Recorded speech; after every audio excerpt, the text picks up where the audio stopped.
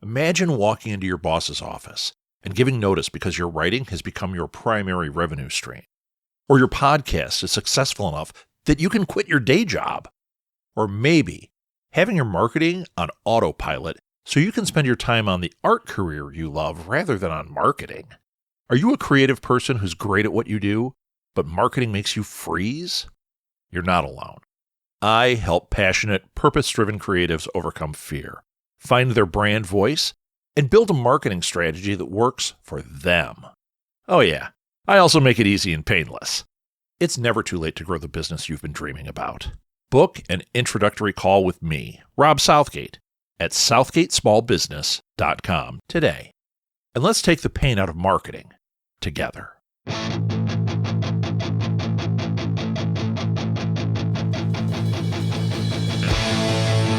Welcome to Alley Chats. I'm Rob Southgate, and with me today is, no offense, man, my old friend, Matt Hansel.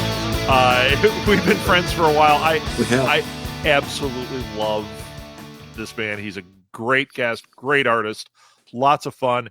And you are going to get to hear a glimpse into two guys that haven't talked to each other since COVID. So It's been a while. Matt Hansel, welcome to Alley Chats. Thank you. It's a pleasure to be here, and it is so good to see you again, my friend.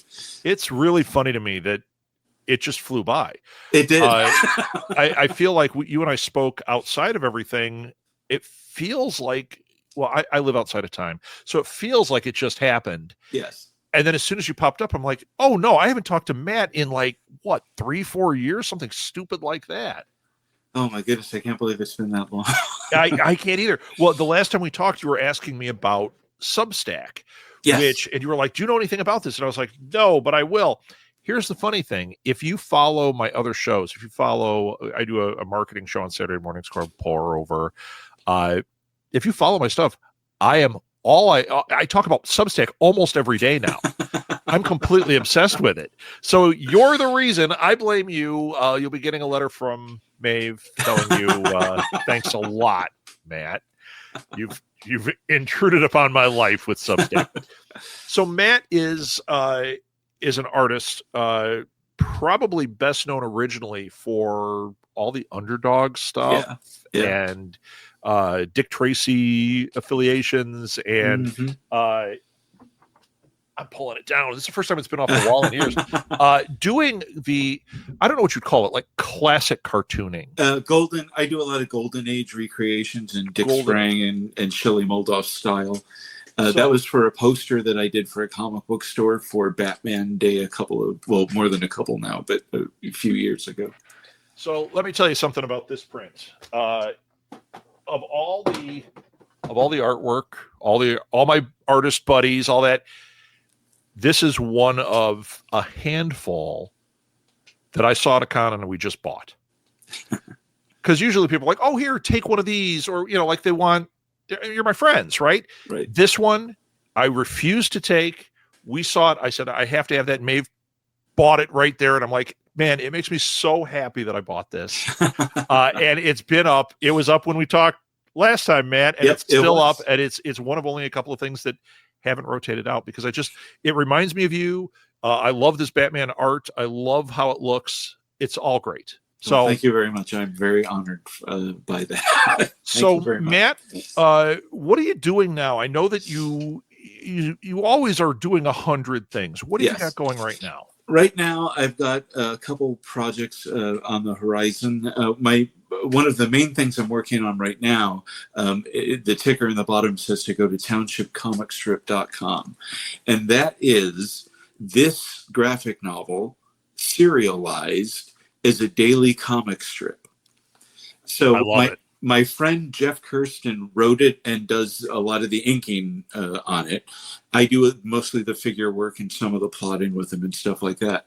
But it is totally set up like a daily comic strip with Sunday pages and dailies and the whole thing. So you can read the whole thing for free at townshipcomicstrip.com. You can also order the graphic novel. And ordering the graphic novel off the website, you'll order it from me and Jeff, and we will sketch one of the main characters in the book for you. So that's the first big plug of what I've been doing now. But Jeff and I have been working on this for 3 years now, and we started last August as publishing at townshipcomicstrip.com, and have been publishing there ever since. We're in the middle of our second story right now, which we're doing as old school Sunday pages. So they're the big 12-panel Chester Gould, Dick Tracy style Sunday pages. And so we're doing those. We do one of those every 2 weeks. And we're about halfway through the second story right now. I'm looking right now, and you've got episode 7 Yeah. up. And knowledge is power. Libraries are free universities of the people, from Andrew Carnegie. Quote, I could not love that more. Here's something I want to say about your artwork. Okay. You mentioned Golden Age. We've talked about Dick Sprang. We've talked about, the people that have inspired you. Yeah. It's funny because I look at your artwork, and I've always looked at your artwork. And when you're doing Dick Sprang, it looks like Dick Sprang. When you're doing, your Underdog stuff or whatever, it's perfect, right? It is exactly what I think I'm going to see.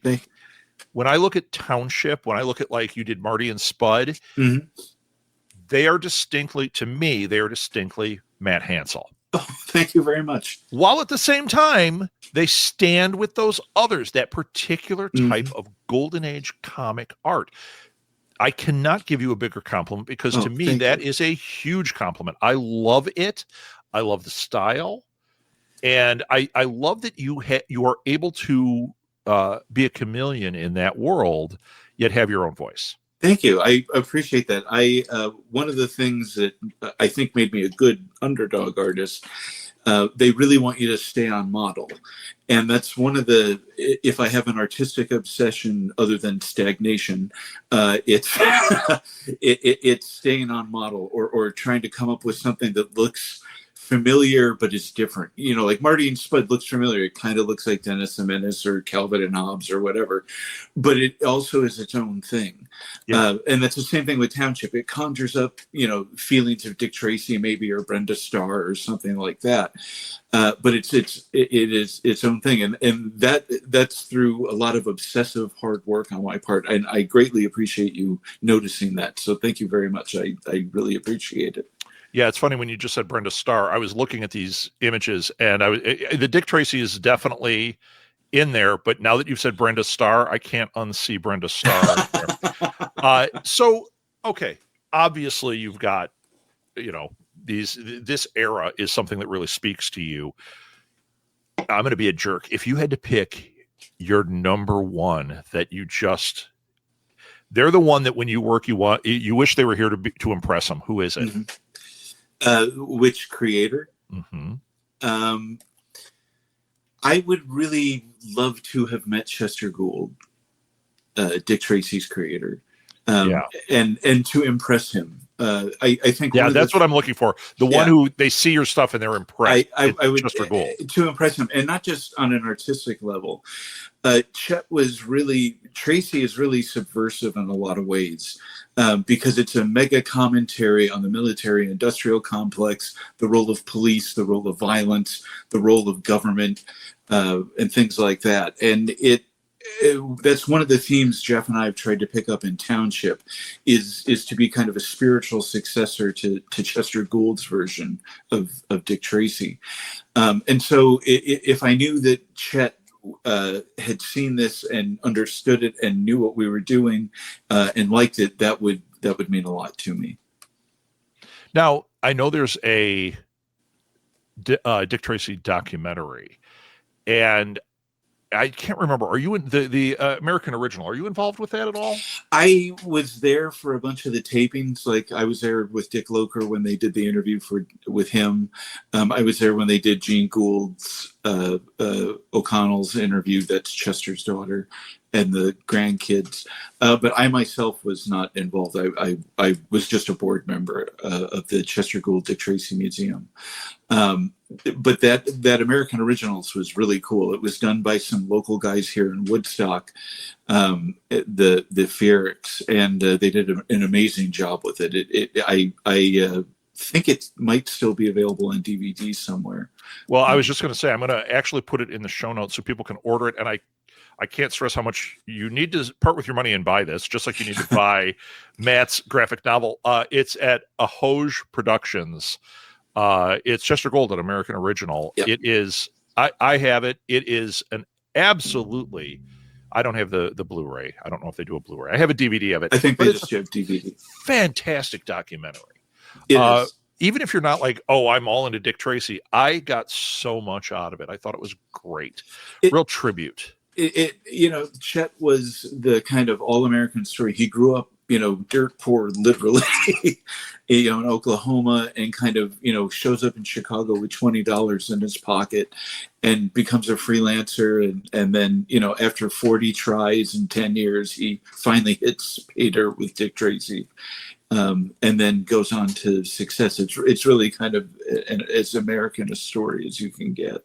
Yeah, and it's a name that not everybody might know, but they all know Dick Tracy. Yes, exactly. Everybody's heard it. Forget the movie. We all knew who it was before the movie. Yeah, Dick Loger told me one time, he was one of the artists on Dick Tracy, that the Tribune had commissioned a study, and among the top 5 American icons recognized across the world were Coca-Cola, Mickey Mouse, Dick Tracy, American Gothic, and I forgot what the other one was, but Tracy's in the top 5 of like instantly recognizable American icons. It's funny because the other two that I know of, it's Batman and Spider-Man. Sure, it probably, but Batman and Spider-Man, it's funny because Dick Tracy falls right there. That is incredible when you think about it. Yeah, right. These are characters that are over 80, 90 years old. Now, have they hit public domain yet? Tracy has not. Okay. I didn't know if you and I had a project we could get on now where we didn't have to pay anybody. He will be in, I forget, it's coming up though. It's in the next 10 years, I think, or so. Okay, so there'll be some horror movie based on Dick Tracy by some real cheap studio. It's coming out. Well, that was why I was asking. That's not why. Why I was asking if you were involved in it is I was thinking about you before we were going to jump on, and I'm like, I've known Matt for so long. What was the thing? And my wife Maeve and I were talking about it. You were sitting at a booth with these guys who did this documentary, which is where I bought the documentary, and you and I got talking. Yeah. And that was the beginning of all that. And I think it's so fascinating. I also met some zinesters that day that I'm still friends with. And that's cool. Yeah. It was a little con too. It wasn't like we were at, C2E2. It was like Podunk Con, and there was Matt Hansel. I wonder if it was like I used to do a lot of small library shows. I wonder if it was one of those. Could have been. Because, I love library shows. I do too, actually. I haunt them. So, okay. So Chester Gould would be the one. Now your style, your art, were you trained in it, or was it just, hey, you had a pad and you just kept drawing? I'm totally self-taught. Every artist has 10,000 bad drawings in them, and your job as an artist is you just keep drawing until you get rid of the bad stuff. And so I made that my mission as a kid to just keep drawing. And I read every book on creating comics, on learning how to draw, the Andrew Loomis books, the figure drawing for all it's worth and all that stuff, fun with the pencil, how to create comics a Marvel way. Later on, the DC stuff from Denny O'Neil and Klaus Janson. Yeah. I am a great student of how to draw and how to cartoon books. I have dozens of them, and every one of them has been an influence on me. One of my biggest earlier influences came from a guy that was on PBS here in the Chicagoland area. His name was Bruce Blitz, and he did a show called Blitz on Cartooning. You know what? I'm not an artist like that. I used to watch Blitz on Cartooning. Oh, did you really? It was fantastic. Yeah, I loved it. And Bruce and I have become friends. Really? Which is great. We hooked up on Facebook, and I got to tell him, the tremendous influence he's had on my life, and we've become friendly ever since. And that's meant so much to me, because my early days of really learning how to draw were sitting there with a clipboard and the paper and watching Bruce, do his thing. And see, I think that's where I wasn't smart enough. I didn't have the clipboard with the paper. I would watch it and I'd go, wow, so that's how you do it. And like, I'd get inspired. And I did create a character after watching him. Oh, that's cool. But I could only draw him from one perspective, sideways. And I eventually got it so I could draw him front on. And that was it. And it was just so crude, but it was because of that show. Because that's of Blitz, so awesome. I was like, okay, this is how you draw a mouse head that doesn't look like Mickey Mouse, or this right. I loved it. I used to love how he would finish things and sometimes do the talk balloon or whatever, and I'd be like, oh, that's so cool. Yes. Or he would he had the quick draw segment where you would take a word like duck and turn it into a cartoon. Turn it into the. I used to love that.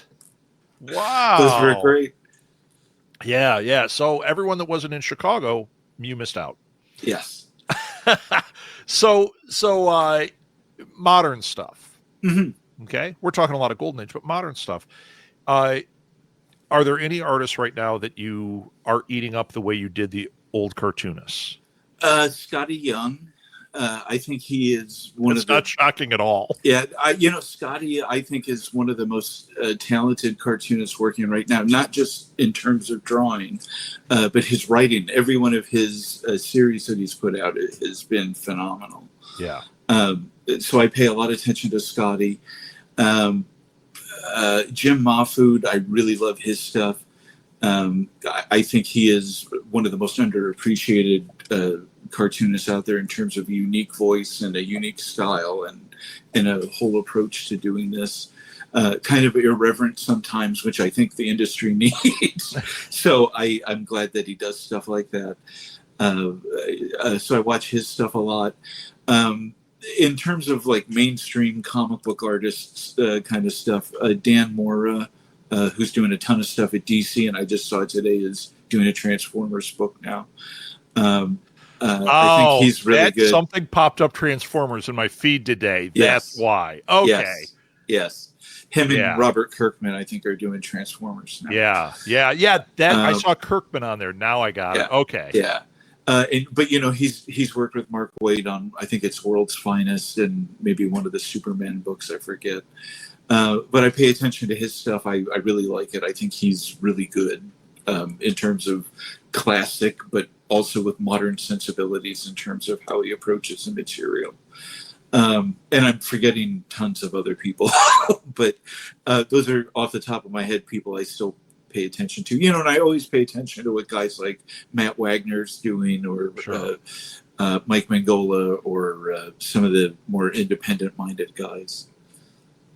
Yeah, Mignola. I always say his name wrong. Hellboy. Now this is going to sound weird, but he reminds me of you, not in style, but in like you like the you tend to draw with the chunkier lines and play with the negative space in what you do, and that's how I always think of him. So that was a funny name that you brought up, because that is one that I have like an association. Art Baltazar is another one that I think love of. Art. I pay attention always to what Art is doing. Always. Art's amazing. And Sergio Aragones too. Of course. Well, yeah, he's actually drawing little drawings all the way around the screen right now. I knew an artist that was friends with Sergio. And he said, how he called himself the world's fastest artist. He said it was disgusting. He was. He really is. He said it was like, as my pen's hitting the paper and Sergio's already drawn 4 panels. He said it's like, wow. Yeah. He's good. Yeah. He also was friends with Alfredo Alcala. Wow. And he said he was completely insane. This is a guy that wouldn't sleep. He believed that turning off your TV was bad for it, so he kept his TV on 24 hours a day, and he'd have it in front of him where he was trying to work, and he couldn't sleep when the TV was on. So that tells you everything. Wow. But he said same thing. He said this guy it was nonstop drawing, whether it was as fast as Argones or not, just nonstop. And he said at the end of it, you look at it and go, how? Right. These guys, how? Right.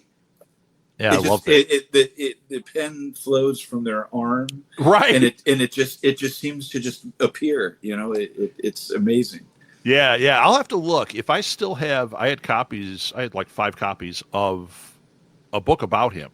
That it was a really fantastic book about Alfredo Alcala. If I have one, it's all yours. Oh, thank you very much. I will keep my eyes open as I'm cleaning out the garage. If I have one, it's going to you. It's funny because I had a conversation with Art Baltazar. I told him if I find one, I'll send one to him. If I have any, I have 5. So it's either none or 5. So you 2 have 2 claimed. I have 1 claimed. That leaves 2 other lucky people out there. Oh, well, thank you very much. We'll see what happens. Okay, so your work, you've done so many different things, and then you had your comic book, Marty and Spud. Mm-hmm. Is the only thing currently Township, or are you still kind of developing those other things? No, Marty and Spud actually is starting in either August or September. It just depends.